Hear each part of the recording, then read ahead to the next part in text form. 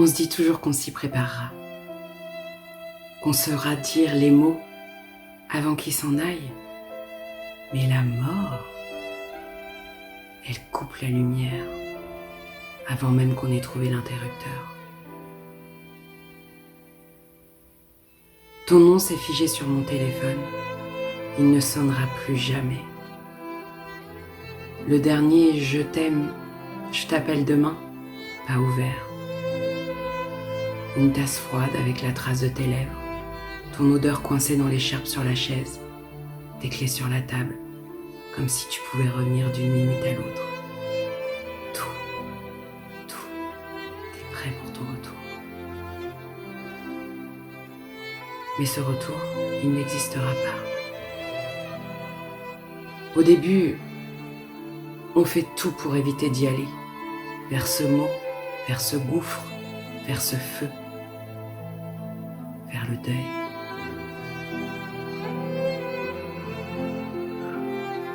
Tu me manques tellement. Mais ton écho reste vivant. Le deuil, on tourne autour, on parle d'autre chose, on range, on nettoie, on s'active. On croit qu'en bougeant assez, on ne brûlera pas.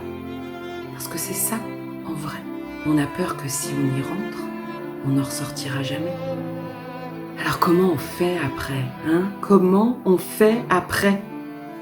Quand une voix, dans la foule, a la même chaleur, quand un parfum traverse comme une gifle, quand un lieu public devient impossible à franchir, quand une phrase au détour d'un film cogne trop fort, et quand ton prénom est écrit quelque part et me fait arrêter mon cœur, quand je crois apercevoir ta silhouette, comme si de rien n'était, comme si tout ça était un mauvais rêve, jusqu'au moment où le vide revient, sec, froid, sans appel, quand tout dehors crée ton absence. Tu me manques tellement, mais ton écho reste vivant. Et puis il y a ce moment, celui qui arrache, celui qu'on retarde de toutes ses forces, celui qu'aucune prière, aucun cri, aucun rêve ne peut changer. Accepter que c'est fini. Accepter que c'est fini. Vraiment fini.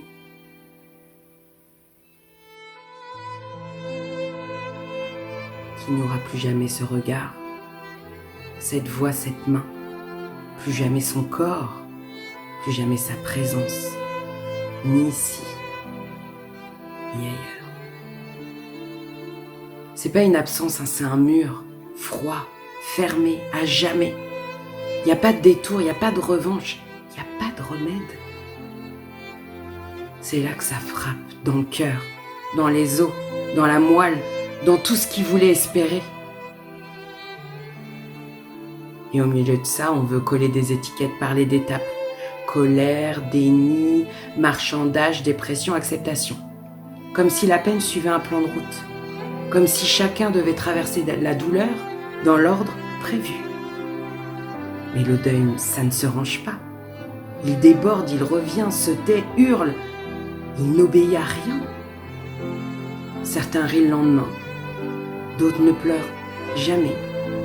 Et personne ne vit la même perte, même s'ils ont perdu la même personne. Chaque absence est un monde, chaque deuil une langue étrangère qu'on invente en la parlant. Alors à tous ceux qui veulent rassurer avec des courbes, des « tu verras, ça passe », qu'ils apprennent à écouter au lieu d'expliquer. Parce qu'aucun mot ne remplace le moment où on y va. On arrête de tourner autour. On se plante devant la douleur.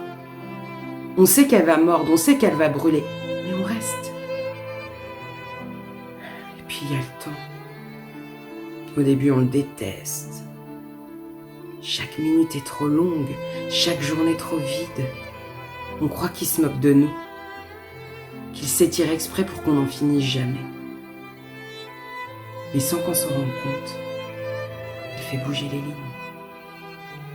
Il déplace un peu la douleur, change la lumière sur les souvenirs, nous laisse respirer entre deux vagues. Il n'efface pas le temps, il transforme. Et un jour, on comprend qu'il est devenu un allié lent, parfois cruel, mais un allié quand même. Les souvenirs restent, mais la lumière dessus change. Un objet n'est plus une plaie, c'est un repère. Un lieu n'est plus un piège, c'est une histoire qu'on porte. Et avec le temps, on entend autrement. Une phrase lancée un jour qu'on avait laissé filer revient frapper au cœur. Des mots qui semblaient durs se dévoilent tendres. Des silences qu'on croyait vides se révèlent pleins. On revoit les gestes, les mains qui ne savaient pas dire mais qui faisaient, les regards qui évitaient mais qui veillaient. Tout prend un sens différent. Moi, je n'ai jamais autant parlé à mon père que depuis que ses réponses se font dans le silence. Jamais autant compris l'homme que depuis qu'il n'est plus là. Comme si, dans l'absence, il s'était enfin assis en face de moi. Depuis, je sens des choses que les mots n'attrapent pas. Peut-être que c'est lui, peut-être que c'est moi, mais c'est là, discret, présent, suffisant. Alors oui, quand c'est mon tour d'aimer encore, je sais, je dis « je t'aime » comme un cri. Je regarde avec tout mon être, je touche comme si c'était la dernière fois, parce que je sais que la vie, c'est maintenant. Et que les morts, eux, restent vivants dans ceux qui osent vivre pleinement. Et l'histoire continue. Même si la voix s'est tue, même si on marche avec un manque au fond du souffle, l'histoire continue. Pas comme avant, pas sans douleur, mais avec ce qu'on a aimé, avec ce qui nous a construit, avec ce qui ne meurt pas tant qu'on choisit de le faire vivre. Et puis non, ce n'est pas juste une histoire qui continue, c'est un lien. Un lien qui ne s'est pas rompu, pas vraiment. Le corps part, mais ce qu'il a touché, ce qu'il a transmis, ce qu'il a déposé en nous, ça reste, ça agit, ça parle encore. Peut-être qu'en vrai c'est ça, faire vivre quelqu'un. C'est entendre sa voix dans la nôtre, c'est lui prêter nos mains et c'est écrire la suite avec ce qu'il ou elle nous a laissé. Parce que non, c'est pas fini. L'histoire s'écrit encore. Le lien est toujours là, ici et maintenant. Et même la mort ne peut rien contre ça.